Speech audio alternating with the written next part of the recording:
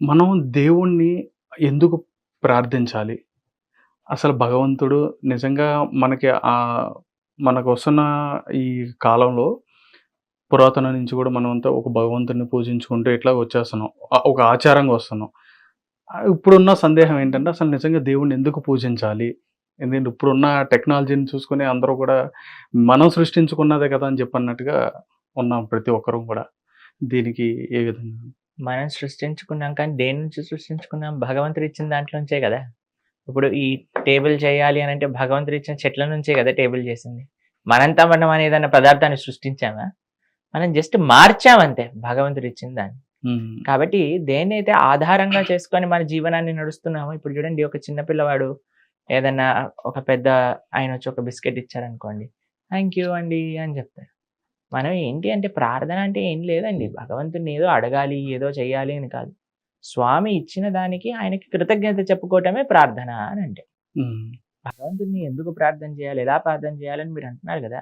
అరే ఇంత వచ్చింది, ఇంత టెక్నాలజికల్ అడ్వాన్స్‌మెంట్ ఉంది, ఇంత పెద్ద బిల్డింగ్ కట్టేసాము, ఇన్ని మైకులొచ్చేసాయి, టేబుళ్ళొచ్చేసాయి, ఫోన్‌లొచ్చాయి, కంప్యూటర్‌లొచ్చాయి. గాలి లేకపోతే బతుకుతామా అండి? హుహు. సూర్యుడు లేకపోతే బతుకుతామా అండి? చంద్రుడు లేకపోతే జీవిస్తామా అండి? వాటర్ లేకపోతే నడుస్తాయా అండి? మరి ఇవన్నీ భగవంతుడు ఇచ్చిందే కదా! వాటన్నిటిని మనం వాడుకుంటున్నాం గదా! ఇప్పుడు ఒక నది నుంచి నీరు మన ఇంటి దగ్గరికి తెచ్చాడనుకోండి, వాటర్ బిల్ కట్టాలి గవర్నమెంట్‌కి. ఎలక్ట్రిసిటీ మన ఇంటి దగ్గరకొచ్చిందనుకోండి, ఎలక్ట్రిసిటీ బిల్ కట్టాలి. అంతే గదా! అవును. కానీ భగవంతుడు ఇంతే ఇచ్చాడు, కానీ బిల్ అడగలేదు. ఎప్పుడు పేమెంట్ అడగలేదు. ఎప్పుడు మన ఇంటి పైన ఎవరినో పంపించి, "ఏయ్! డబ్బులు కట్టు" అని అనలేదు. ఆయన జబర్దస్తీ చేయలేదనమాట మన పైన. మనం ఏం జేయాలి అనంటే, అయ్యో! స్వామి అరే! ఇంత వాడుకుంటున్నాం గదా! భగవంతుడు ఇచ్చిన మంచి జన్మ ఇచ్చాడు, మంచి తెలివితేటలు ఇచ్చారు. మీరు ఇందాకన్నారు ఇంత టెక్నాలజీ అడ్వాన్స్‌మెంట్ చేయగలిగిన ఒక శక్తి మనకు కనిపించింది. ప్రార్థన అంటే ఏం లేదు. Thank you God. Hmm. I am very grateful to you. Hmm. నేను ఎంతో కృతజ్ఞత మీకు తెలుపుకుంటున్నాను. మీకేదన్నా సేవ చేయొచ్చా? How can I serve you? ఇదే ప్రార్థన అంటే. Hmm. Thank you. How can I serve you? ఇదే ప్రార్థన చేయాలి. ఖచ్చితంగా గురువుగారు.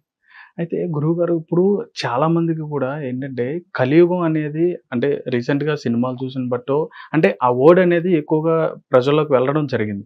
ఇంతకుముందు గతంలో కొంతమంది పెద్దవాళ్ళు చెప్పినప్పుడు గాని, లేకపోతే మన గీతలో గాని ఇటువంటి సందర్భంలో కలియుగానికి సంబంధించిన ఒక విషయం అనేది ఉంటుంది.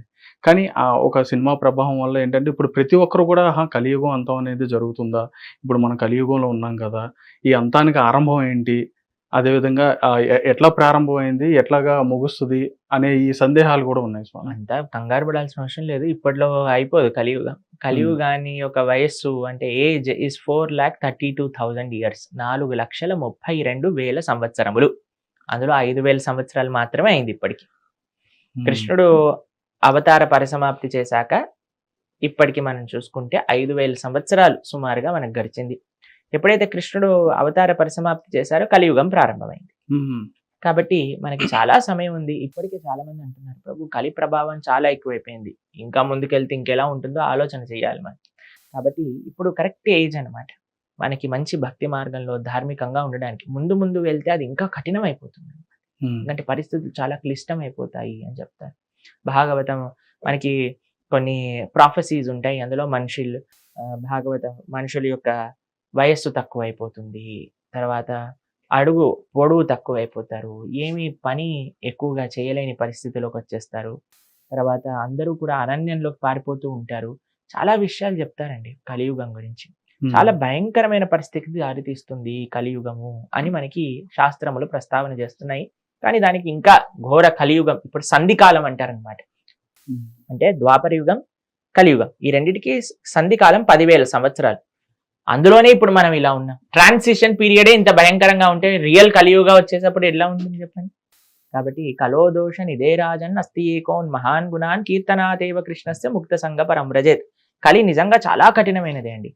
కానీ కలియుగంలో కేవలం భగవంతుడి యొక్క నామస్మరణ చేయటం వల్ల ఈ కలి ప్రభావం మొత్తం కూడా పోతుంది అని మన శాస్త్రములు చెప్తున్నాయి అన్నమాట. హ్మ్.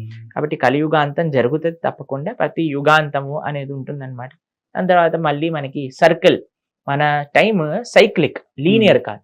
అంటే కృతయుగం, త్రేతాయుగం, ద్వాపరయుగం, కలియుగం. కృతయుగం, త్రేతాయుగం, ద్వాపరయుగం, కలియుగం ఇట్లా నడుస్తూ ఉంటుందన్నమాట. హ్మ్. కాబట్టి ఒకసారి కలియుగం అయిపోయాక కల్కి అవతారం వస్తుంది మనకు తెలుసు. ఆ కల్కి అవతారం వచ్చి అందరినీ సంహరించి ఎందుకంటే అప్పుడు మాట వినేవాడు ఎవడు ఉండడు అనమాట. కాబట్టి సంహారం చేసి అందరినీ మళ్ళీ ఎవరైతే కొంతమంది ధర్మాత్ములు ఉన్నారో వాళ్ళతో మళ్ళీ కృతయుగం అనేది ప్రారంభం అవుతుంది. ఆహా. అదే స్వామి. అయితే ఇక్కడ కలియుగంలో కల్కి అవతారం వస్తుంది. అది కూడా 10వ అవతారమా 11వ అవతారమా? 11th అవతారం అని అంటారు, 10th అవతారం అంటారు. ముఖ్యంగా శ్రీకృష్ణుడి యొక్క దశావతారములు అని మనం స్వీకరిస్తే మనకి కల్కి యొక్క అవతారం 10వ అవతారంగా ఆ ప్రధానమైన ముఖ్యమైన అవతారములలో ఒకటిగా చెప్తారు. ఆహా.